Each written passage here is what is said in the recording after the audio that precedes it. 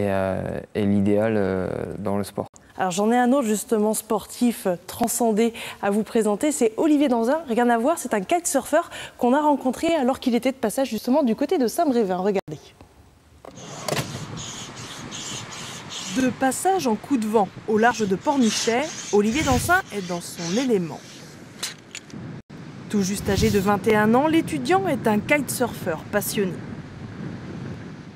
La légèreté du matériel, la sensation de liberté par rapport à la planche à voile. La planche à voile c'est lourd, on a toujours la voile devant soi, alors que le kite, la voile déjà est à 25 mètres devant. Donc on glisse juste avec la planche et naviguer juste avec le vent, c'est extraordinaire. On a la sensation de légèreté, de voler au-dessus de l'eau. On a juste le bruit du vent et de la planche qui tape contre le clapot et ça c'est vraiment super.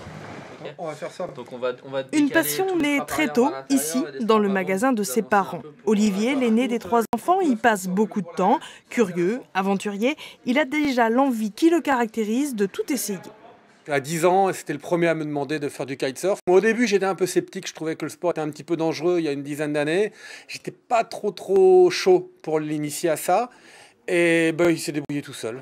4 ans plus tard, l'adolescent devient compétiteur professionnel. Financé par ses sponsors, il parcourt le monde entier, la Thaïlande, Haïti, l'Allemagne. Aujourd'hui champion d'Europe et du monde sur les parcours de longue distance, l'étudiant en école de commerce a déjà un sacré CV.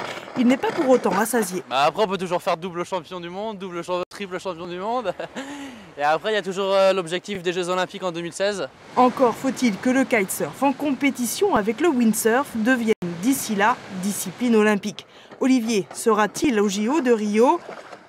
En attendant, lui qui rêve de devenir courtier a aussi des études à terminer.